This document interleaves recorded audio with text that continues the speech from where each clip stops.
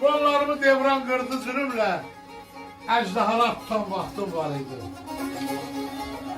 Qardaş oğlunun bir qulaq başında, ellərimizin torpağında daşında. Şikər aldım qədiklərin qaşında, dərələrdə yatan vaxtım var idi. Yana düşdü elim, günüm, zamanım, evdən ayrı necə dözüm, dayanım. İndi 5 qəpiyə gəlmir cumarım. Gövhər alıb satan vaxtım var idi. Ay salam aleyküm. Qar yağmuru, qar borana düşəndə, dərd əlindən intizara düşəndə, qardaş əzaflıyam, dostum dara düşəndə, imdadına satan vaxtım var idi. Allah Teala imdadınıza satsın. Diliniz bərəkətdir, sözünüz söykəhli. Qoyub o torpaqda gəzdiyiniz, içdiyiniz su, elədiyiniz hörmət, qoy bütün evlərə yayılsın. O bir söz var, deyir, bir anamın xətrəsi üçün hamınızın ananıza qurban olur.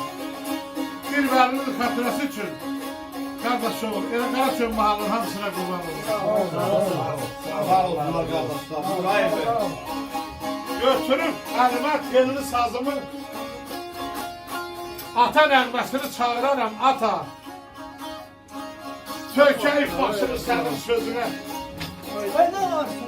Ondan da bir təsəlli alıram, ata. Nə pis anı yazılıb anların. Kaş ki sən ölməyəydin, sən sağ olaydın. Sənə də bir də çalaydın. Sən yoxsan tək də ana qalıram, ata. Dar gündəyəm, əlim çatmır heç yana. Qaldım intizarda mən yana. Bu məqsəd saf ürəkçətin dayanar. Ömrün nəğməsini çağıraram, ata. Ay qardaş oğlum, həməşə stolun başında, məclisin başında, filcanın başında ata olsa sana dəyməz düşmandan xata. Nə qədər ata var, valla sənin xata dəyməz sakat. Ölmə ayana, qurban olun, torpaqlara vermənəm. Yerim qollarımın arasındadır. Təbii sularla ayana yümərəm səni. Suyun gözlərinin qarasındadır. Ana, neçə ki var, səndən ötərin sinəsi yanan var. Neçə ki, ata var, dalında dağ var sənin. Həməşə bu gözəl ata, bu gözəl atalar həməşə sizin kürəyinizdə olsun.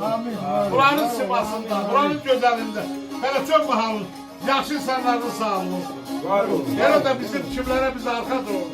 Kimlər bizə arxa sayır, hamısını Allah uzun ömür verir. Buyur usta.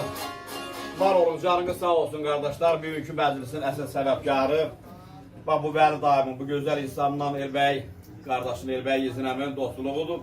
Və bugünkü gündə qardaşın ağı Bəhmanın ki, bir neçə illərdən sonra həmən dostluğu, qardaşlığı bir eririk və bizi dəvət edirik sizin qardaşların şərəfinə gözəl sözlərini. Ceyran belə görürsən, ay Ceyran. Ay Ceyran, ay Ceyran, ay Ceyran, yanacaq. Sayacaq. Alo. Bana bana qurban vuram. Bana vuram, bana vuram.